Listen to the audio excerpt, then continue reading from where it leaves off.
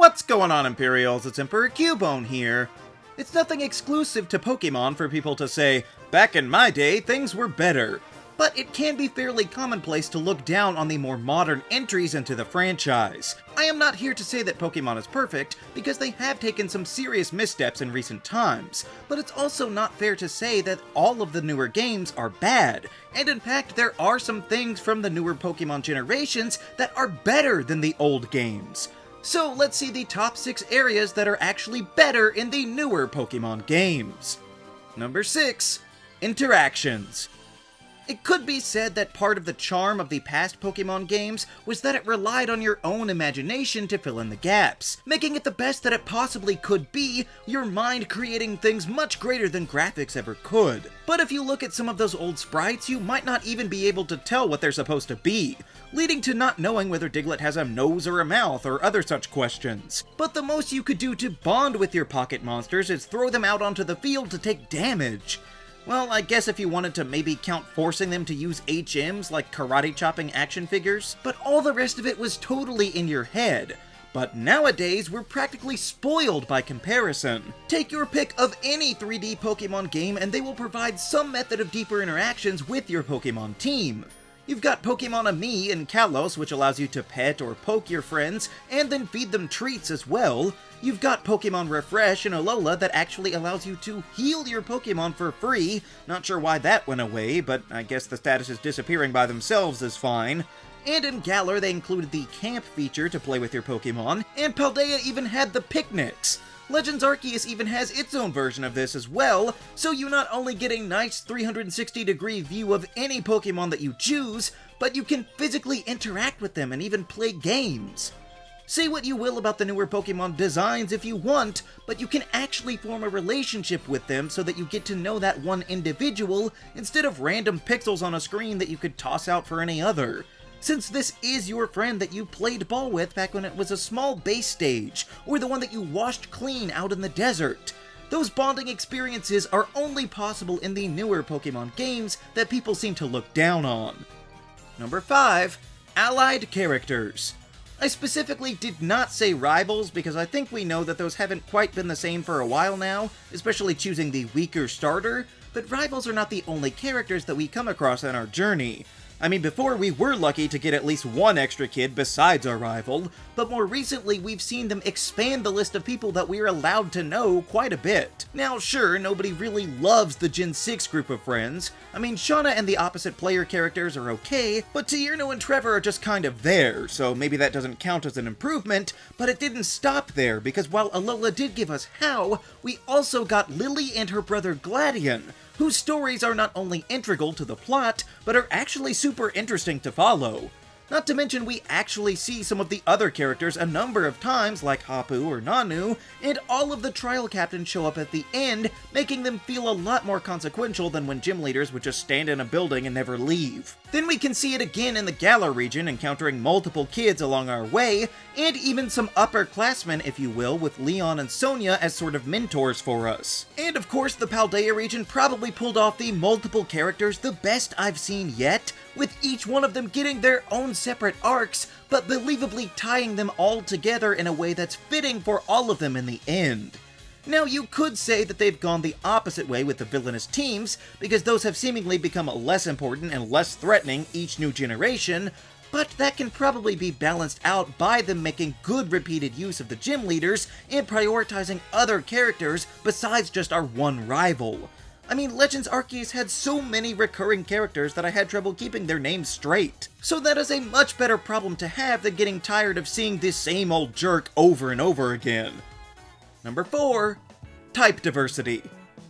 Obviously, there are more overall types the further you go in Pokémon, but that's not what I'm talking about here. I'm specifically referring to the spread of these types across the game while playing. If you boot up an old Gen 1 game, you'll pick up a starter and then find some normal types with normal type moves, and then some bug types with normal type moves, and if you're lucky, you can find a rock type with normal type moves.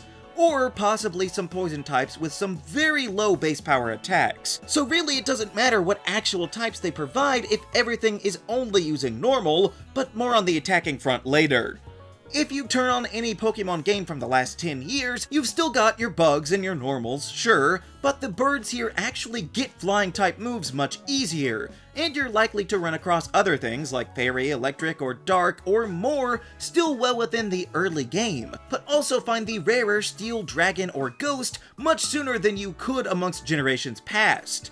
Also, I'm not sure that this would count in the same category exactly, but the newer generations are also not quite as squeamish about mixing types together. For a long time, you would maybe get 1 or 2 new combinations, but they would mostly play it safe just having repeated types. Now compare that to, say, Kalos, that almost exclusively introduced new combinations for normal or rock. But despite all of that, you can easily find most of the types before the mid-game if you want, and the recent games honestly give you too much variety, meaning that you'll have to turn down some good types, which is a far cry from the regions of old that artificially restricted our selections, leaving everyone with similar teams for at least a third of the game until we've been deemed worthy of having more than a handful of types. The newer Pokemon games basically provide a buffet of types for your leisure. Number 3. Exploration. So I want to be clear about what I mean here. The older games are better about randomly exploring because they don't really give you much in the way of prompting at all. So blindly stumbling through that cave with great treasures at the end was more rewarding because it was done of your own volition.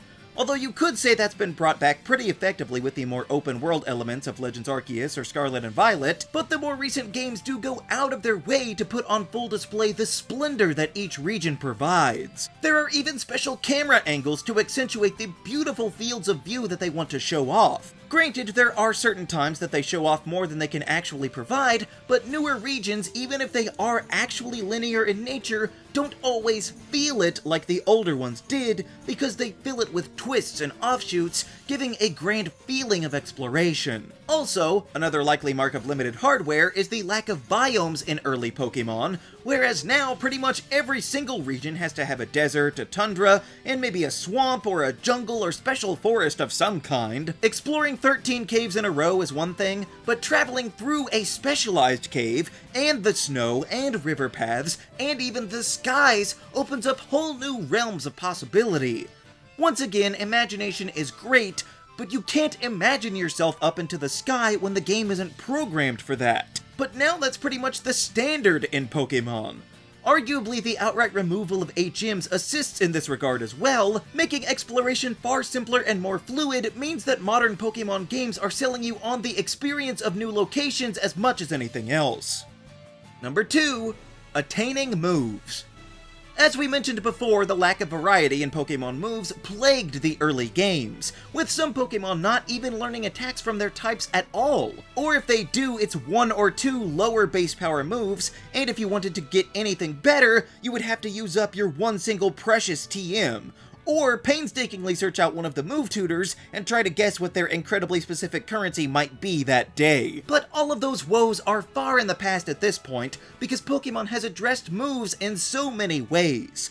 First of all, Pokemon movesets have drastically improved, and seemingly continue to do so with each new generation, actually getting usable stab attacks multiple times throughout their life, and usually good coverage moves for free as well. But even if that's not enough, TMs have improved over time, firstly by becoming infinite like HMs. Granted, they do now break once again, but in Paldea you can make all the TMs you want just by collecting random ingredients, effectively making them infinite as long as you don't give up battling Pokemon for some reason. But if you would rather try move tutors, then those are generally easier to access as well, being a lot more abundant in total and offering a greater variety within each tutor's pool. Or maybe you just regret forgetting that one move and you want to go back to it. No problem. In Galar, they put the move reminder inside every single Pokemon Center, so you could potentially change your Pokemon's moveset every single time you healed them. But this was improved even further in more recent games like Legends Arceus and Gen 9,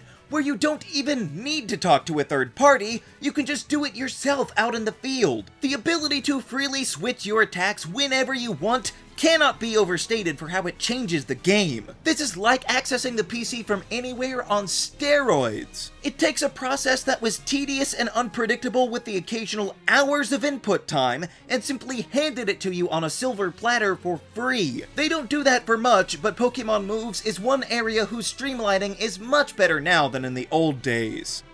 Number 1. Shaking up the formula. A common criticism of Pokémon is that it's basically just the same game every time, and yet they still somehow end up selling 2 versions of it. But I'm not so convinced that's the case.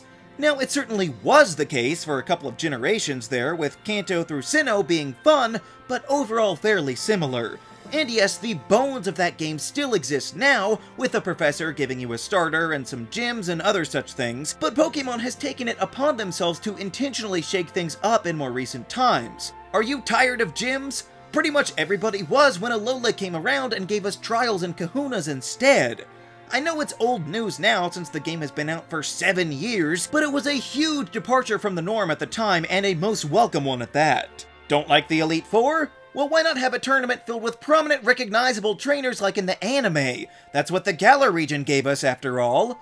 Sure, the Let's Go games are remakes based on a region that already had remakes, but their mechanics are unlike anything else in the series, with a co-op mode and a far greater concentration on actually catching Pokémon. You may not like it, but you can't claim that they didn't try something new. Gen 8 also gave us DLC to improve and add to their games, which was a new way to expand the region that had never been seen before. And we're going to see it again in Gen 9, but speaking of, the whole open world idea of Paldea is a massive shakeup to the Pokémon formula, letting you wander around all over the place and carve your own path through the region. It's still not perfect without level scaling, but you can play the game 6 times and start in 6 different ways. You can't do that in the old days, at least not right from the start. Also, let's not forget that every single generation since the 3D era began has had their own unique gimmick to set themselves apart. Now, you may not like all of them, but accusations of stagnation ring a little less true when they put that much work into giving us a radically new experience every couple of years. Once again, I want to make it clear that I am not saying the newer Pokémon games are absolutely unquestionably better than the old ones. The fact that they knowingly ship out unfinished games is a pretty big stain on that assertion. But it's also completely unfair to categorically say that everything about the newer Pokémon games are downhill from the originals, because there have been plenty of opportunities that they've taken recently that they did not have to. The mere existence of Legends Arceus proves that playing it safe is not a blanket statement that can be applied across all of newer Pokémon. Everybody that played that great game enjoyed it because it was so different from the main Pokémon formula. And with some of its attributes being carried forward, we'll see how much further they're going to think outside the box, because it seems like Pokémon might finally be starting to learn from their mistakes. Well, some of them anyway. It's a good start. So, what areas do you think the newer Pokémon games actually do better than the old ones? Let me know down in the comments. Also, be sure to leave a like, share this video, and subscribe so that you too can become an Imperial today. And until next time, stay grounded.